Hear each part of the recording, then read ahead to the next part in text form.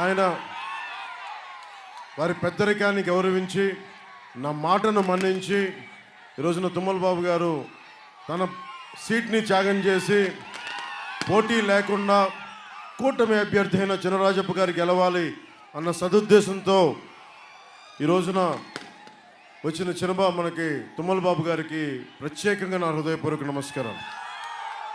గెలిచేది కూటమి, వైసీపీకి ఓటమి, అదే జరుగుతుంది. దానికోసం వచ్చాం.